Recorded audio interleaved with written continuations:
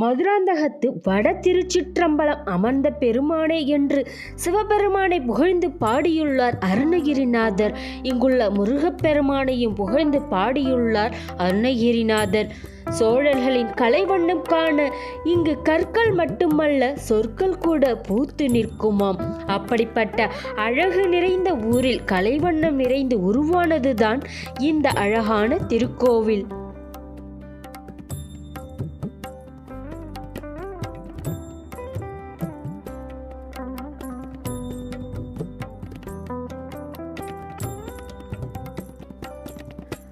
வணக்கம் and welcome to Malar story. நான் உங்ககிட்ட பேசிகிட்டு இருப்பேன் செம்மல சங்கர். இன்றைக்கி நாம் எங்கே வந்திருக்கோம் பார்த்தீங்கன்னா, செங்கல்பட்டு மாவட்டத்தில் அமைந்துள்ள மதுராந்தகத்தில் அமைந்துள்ள திருவெண்காட்டீஸ்வரர் திருக்கோவிலுக்கு தாங்க வந்திருக்கோம். வாங்க கோவிலுக்குள்ளே போகலாம்.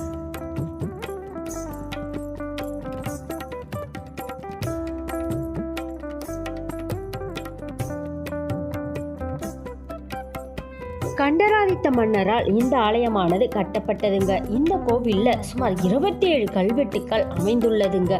சோழர்கள், பாண்டியர்கள், விஜயநகர மன்னர்களினால் இந்த திருக்கோவிலில் நன்கொடை அளிக்கப்பட்ட செய்திகளும் திருப்பணிகள் செய்யப்பட்ட செய்திகளும் இங்குள்ள கல்வெட்டுக்களில் குறிக்கப்பட்டுள்ளது.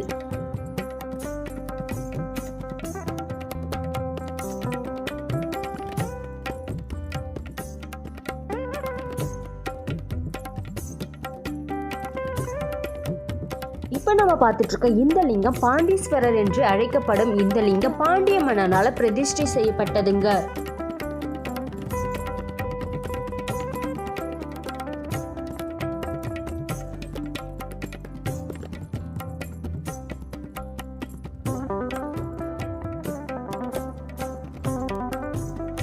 ஆலயமானது 5 நிலை ராஜகோபுரத்தை கொண்டு அமைக்கப்பட்டிருக்குங்க.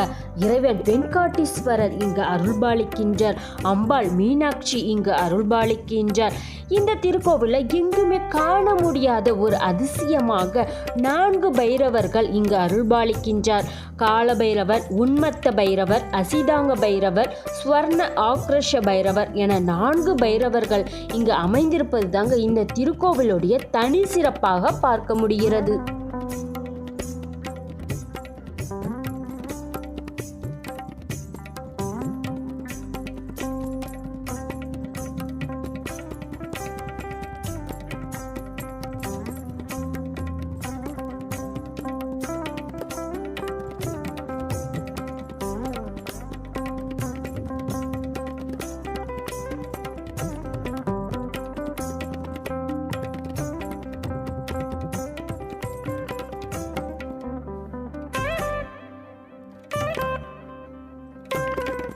இந்த கோவிலுடைய மேலும் தனி சிறப்பு, தோல் நோய் உள்ளவர்கள் இங்குள்ள இறைவனை வழிபட்டால் தோல் நோய் குணமாகும் என்பது ஐதீகங்க. இந்த தலத்தில் மேலும் தனி சிறப்பாக மதுராந்தகத்து வட திருச்சிற்றம்பலம் அமர்ந்த பெருமானை என்று திருப்புகழ் அருணகிரிநாதர் இந்த கோவிலுடைய ஈசனை புகழ்ந்து பாடியிருக்கின்றார்.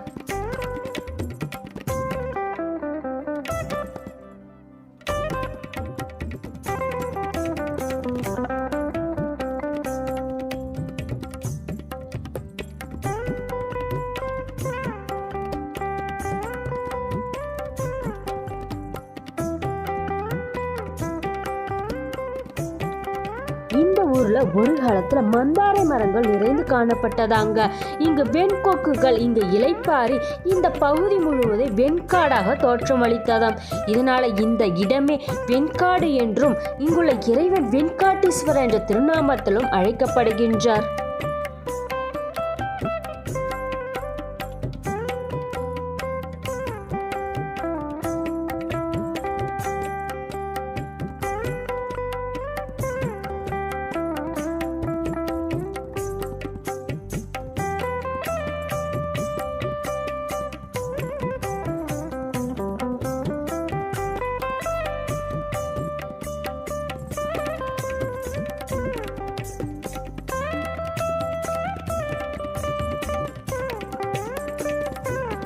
சொத்து பிரச்சனை உள்ளவர்களும் வழக்கில் வெற்றி பெறவும் இங்குள்ள பைரவரை வழிபடலாங்க.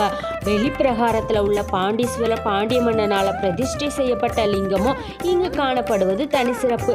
பாண்டிய மன்னன் இங்குள்ள இறைவனை வழிபட்டு தோல்நோய் நீங்க பெற்றதாக தல புராணத்துல சொல்லப்படுதுங்க.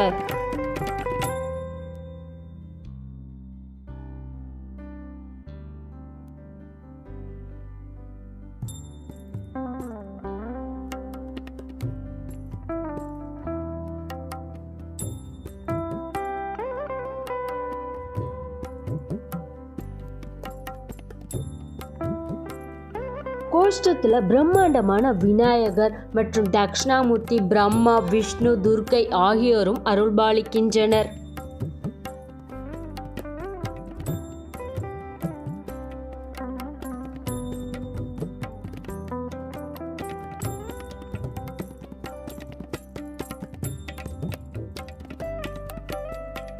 இந்த கோவில்ல மதுரை கொண்ட ராஜகேசரி 12ஆம் ஆட்சியாண்டு கல்வெட்டுக்களும் சுந்தர சோழன் பற்றிய கல்வெட்டுக்களும் அமைந்துள்ளதுங்க. அரசனுடைய நீண்ட ஆயுள் மற்றும் வெற்றிக்கான இந்த நிலத்தை பரிசாக அளிக்கப்பட்ட செய்திகளும் இங்க குறிக்கப்பட்டிருக்கு.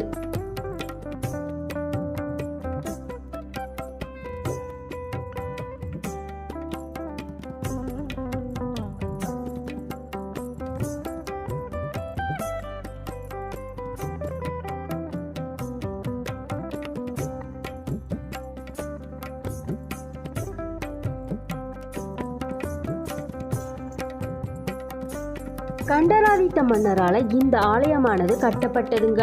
சோழர்களுடைய ஆட்சி சிறிது பலம் குறைந்து இவருடைய ஆட்சியில காணப்பட்டதுங்க. சிவபெருமான் மீது அதிக பக்தி கொண்டவர். முதலாம் பராந்தக சோழனின் மகன். ஆட்சியின் போது அதிக ஈடுபாடு இல்லாவிட்டாலும் சிவபெருமான் மீது தீவிர பக்தி கொண்டவராக இருந்தவர் தாங்க கண்டராதித்த மன்னர். கோட்டையை அடைவது இவரது நோக்கமல்ல, சிவனின் மனதில் நீங்க இடம் பிடித்தவராக வாழ்ந்தவர் இந்த மாமன்னர்.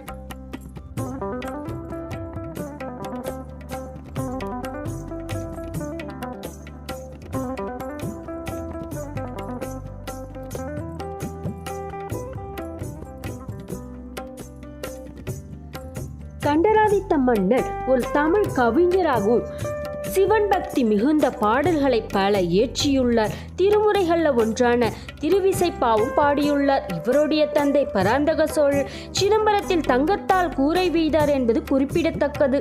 சைவ நெறிகளை வளர்த்தவர். இறைவனுக்கு பணிவிடைகளையும் செய்தார். சிவனுக்கு மட்டுமல்லாமல் விஷ்ணுவிற்கும் ஆலயத்தை எழுப்பினார் கண்டராதித்த மன்னர். சமணத்திலும் ஆலயத்தை உருவாக்கினார் கண்டராதித்த மன்னர். தில்லை மற்றும் திருவாரில் உள்ள எம்பெருமானை பெரிதும் வழிபட்டுள்ளார்.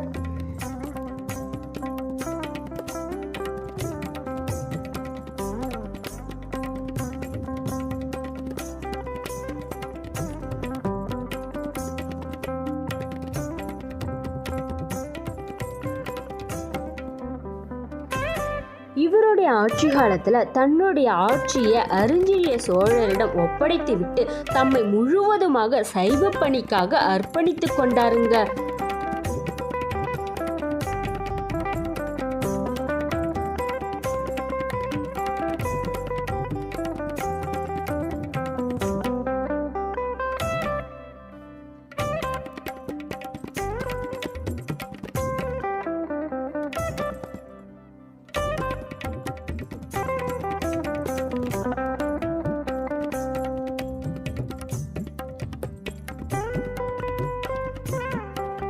எங்கும் காண முடியாத ஒரே ஆலயத்துல 4 பைரவர் கொண்ட அதிசய திருக்கோவிலுங்க. என்னங்க, இன்று பார்த்த வரலாற்று சிறப்புடைய ஆலயம் ரொம்பவே சுவாரஸ்யமானதாகவும் மிகவும் பயனுள்ளதாகவும் அமைந்திருக்கும். நீங்கள் என்னமோ நம்ம சேனலுக்கு சப்ஸ்கிரைப் பண்ணலைன்னா சப்ஸ்கிரைப் பண்ணிக்கோங்க. நன்றி, வணக்கம்.